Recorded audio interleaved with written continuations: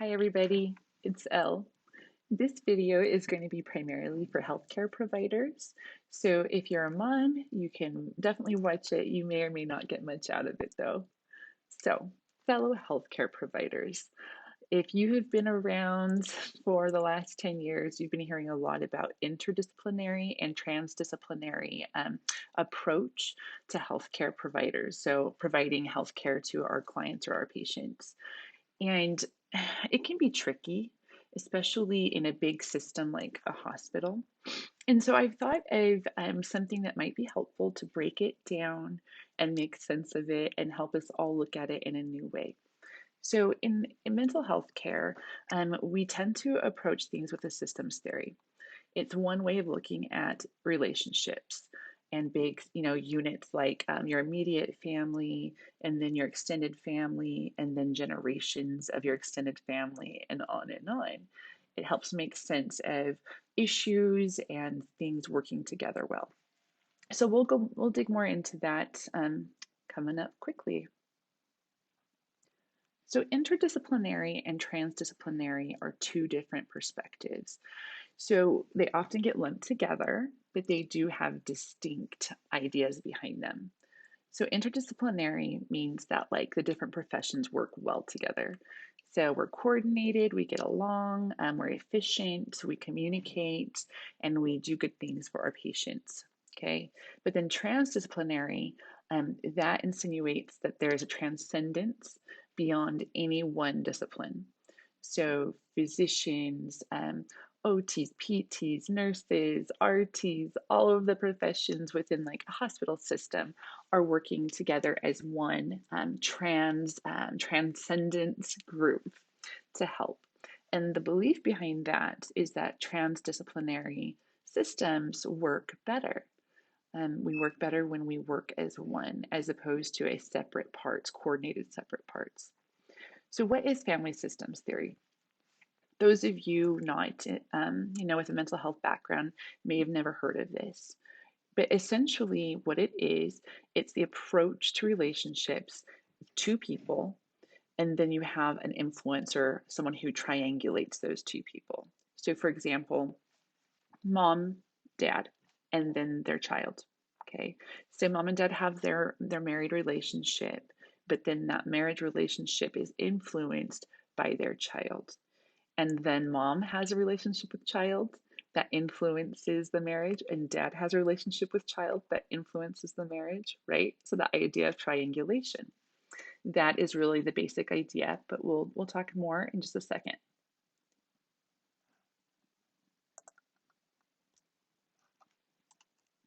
All right.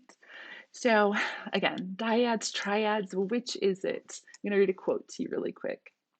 Early systems theory drew on Mill's sociological idea that the basic human relationship was a triad, not a dyad, in that when any two people get together, they are influenced by a third.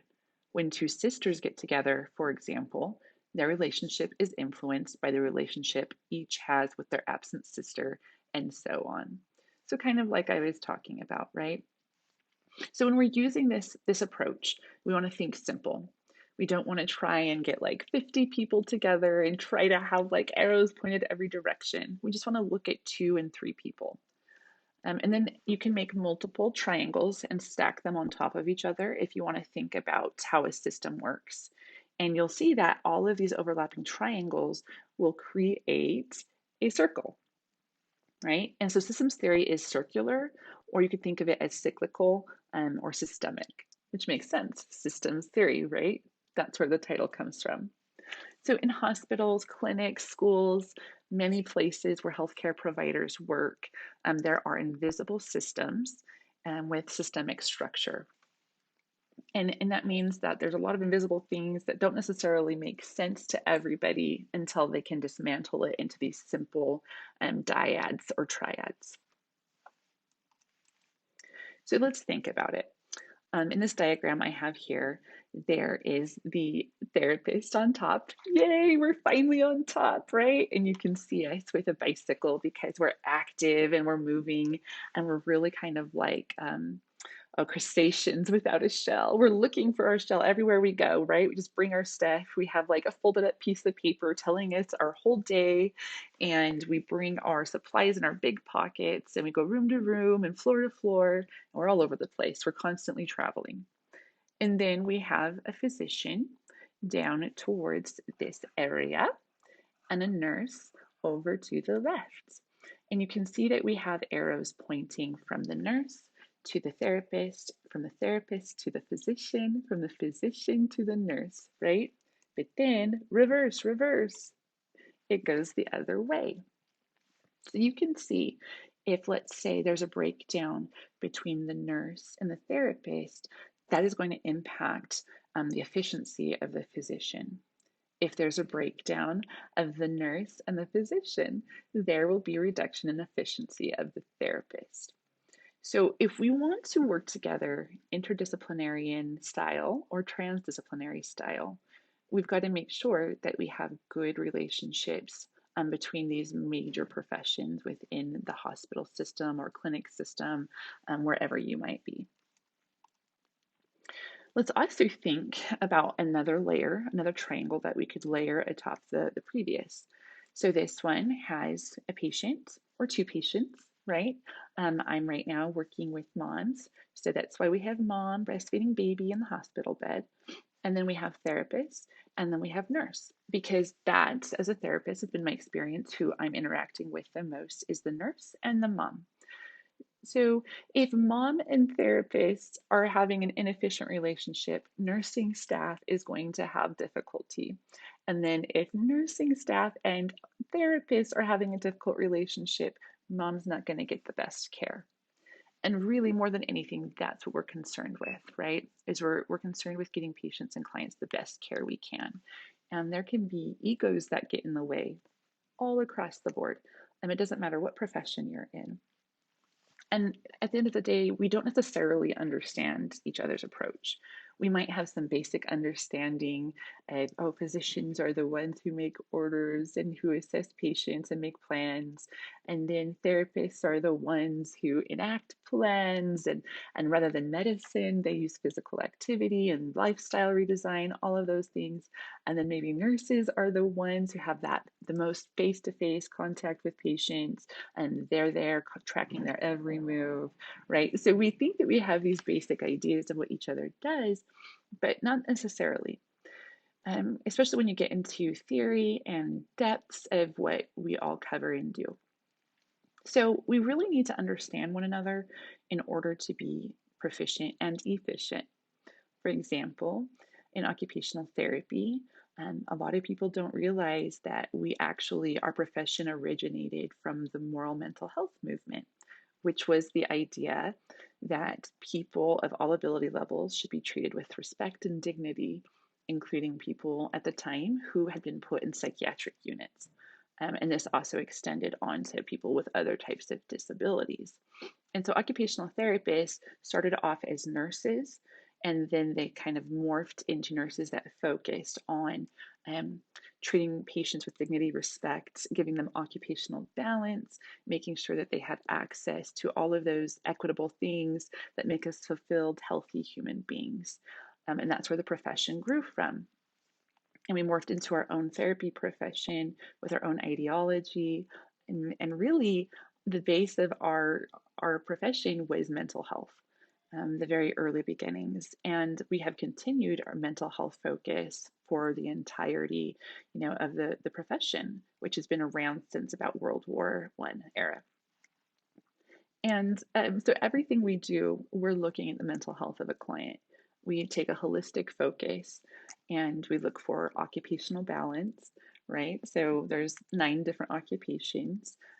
So most people know about ADLs in the hospital system or medical system in general. So that's activities of daily living, basically taking care of your body. And then there's instrumental activities of daily living, IADLs, which are less known, but basically it's taking care of chores, the home, child rearing, caring for others, pets, so those chores that we do in our life. Then we have health management. That's a new one for OT. And really what that is are you going for exercise, like maybe walks? Are you managing your weight? Are you keeping a balanced diet? Are you going to your appointments and making healthcare appointments appropriately? And then we have work. So that's paid employment or volunteering. And we have education, which is a lifelong endeavor, maybe formal, maybe informal. We have social participation. We have leisure activity. We have play. A lot of people get those two confused, leisure activity and play. And they are simple, or they are similar, but really the way I think of it, the way I break it down, is play is a way for you to establish developmental tasks, to fulfill those developmental tasks. And play is something that is spontaneous and creative and somewhat magical. So, little kids, when they're playing, you'll often see them in an unstructured game, maybe by playing by themselves with an imaginary friend or playing with another friend. They are coming up with a storyline as they go. Maybe they're playing house, things like that.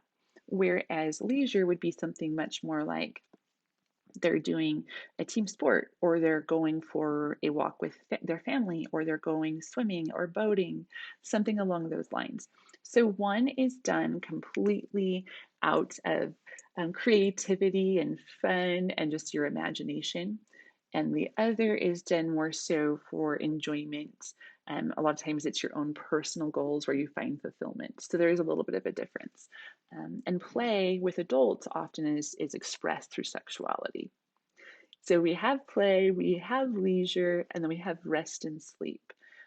We do a lot with sleep hygiene and finding ways to help our clients get better rest and sleep because we need that, right?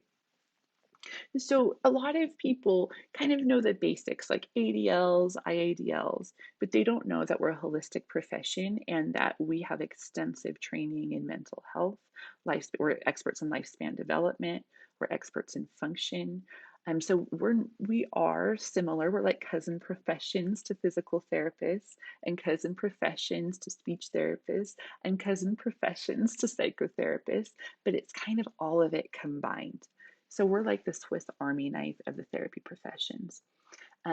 But we work very well with all the therapy professions, and we have a fairly decent understanding of the other therapy professions. But when it comes to nursing, or even physicians, chiropractors, pharmacists, we know probably a little bit less. And so we assume we know what the other profession is doing, but really we don't, right? We normally don't. And in order for us to build an efficient system using like the family systems theory, we need to understand the point of view we're each taking, and we need to complement it and accept each other's point of view. So, for example, in postpartum care, I understand that the most important thing is stabilizing mom and baby physiologically. Absolutely. And that is what the nurse is there primarily for, and the physician as needed, to my understanding, right? And whereas occupational therapy has a role more so of stabilizing the mom, her mental health. And that's something that often gets ignored. It just ends up being that physiological stabilization. Okay, mom and baby are going to live. They are not going to crash anytime soon. They're doing all right. But then, therapists come in and they're saying, all right, are we going to do preventative care? Are we going to prevent some issues with your joints, your lower back, or your wrists? Are we going to prevent some mental health issues down the road? Can we make sure that you have a transition plan in place so that your health is going to be good, going on and on? So we look at things a little bit differently, and both are important. Both are so important, but they are different. And we need to be able to see the value in what each other does and understand what kind of training and education they have. So I would suggest that you guys look at one of the professions that maybe you can't like get along with. Maybe they drive you bonkers. I would suggest you go and you look at their governing body for school, right? So for like occupational therapists, we have ACOTE, ACOTE. And then I would look at the requirements of what it takes to graduate from the program. right? So they'll give you a breakdown of like what each school has to accomplish in order for the student to graduate. And I think you might be a little surprised of what you find. I actually had to do that in school. We were assigned different professions to look and see what they were required to complete. And, I was interested to see that we had some things in common, some things that I wouldn't have expected. But then I was also interested to learn that there were some things that I thought the other profession learned and they didn't. So we can't just assume we know what each other does or their theory behind why they do it, how they function. We really need to learn that for ourselves. You can't just watch like Scrubs on TV and be like, aha, I know how it works. I know what they're doing. That's not the way it works. So I would suggest that we all learn what each other does and learn to respect it and learn to work together and meld, right? And so we need to do that for each profession. Because if I don't have a good working relationship with a physician, then I'm not going to have great client care, right? We're not going to be able to treat our patients successfully. And if the nursing staff and the therapy staff don't get along, right? Or if there's some like tribalism or some sense of protectivity of that patient, that no, this patient belongs to me, no, this one belongs to me, and they're kind of pulling them apart, right? That's not good for the patient. It really isn't. So maybe if another one of the professionals that you're working with does something that you don't find value in, or you're like, oh gosh, why are they doing this? They need to knock it off. They're driving me nuts. What are they doing? Maybe like ask, like, oh, I noticed X, Y, or Z. It's like, I want to learn about that. I want to learn about your profession. And then do your own research. But it's not going to be a successful transdisciplinary team or even an interdisciplinary team if we don't understand what each other does and respect it. So I think it's very valuable to look into the family systems theory. It's a great way to understand relationships. Although it says family, it does apply to many different institutions and it helps you identify those invisible systems in place, right? Systemic issues. All right, everyone. Hope that was helpful. Gave you a little bit of a crash course on my thinking. Bye.